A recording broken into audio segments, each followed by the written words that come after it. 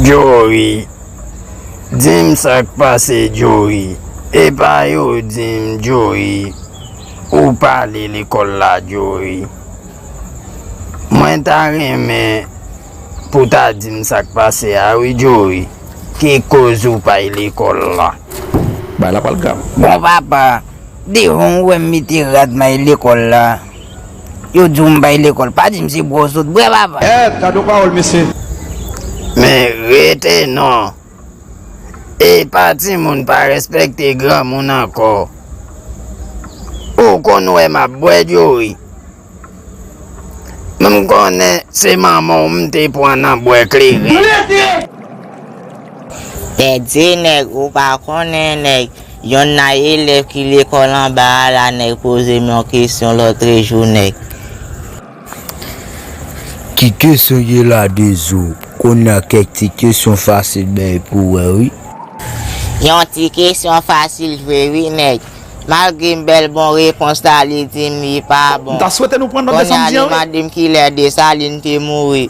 Ndi le 7 juillet 2021 au pont Grand Bois. Ha des eaux. C'est question so va ka répondre non. C'est dans programme nan wa prend pause ne fort mais l'école pas fort oui. Qui l'a de Saline te mouri. De Saline mouri 7 novembre 2004 au pont Sondé. Bon ok papa, mba nan pil balan pil. Faut ka dim ki moun ki dim ça, parce que mba kwa moun te ka vin fè menti sou mwen. Mwen menm Joey. E pa lot moun ki dim sa non. Se kompon pou vil mwen yon avey. Pandan map soti de yon la ria. Depi ayan le tet li ate. Pou kouri vin dim sa la kay la oui.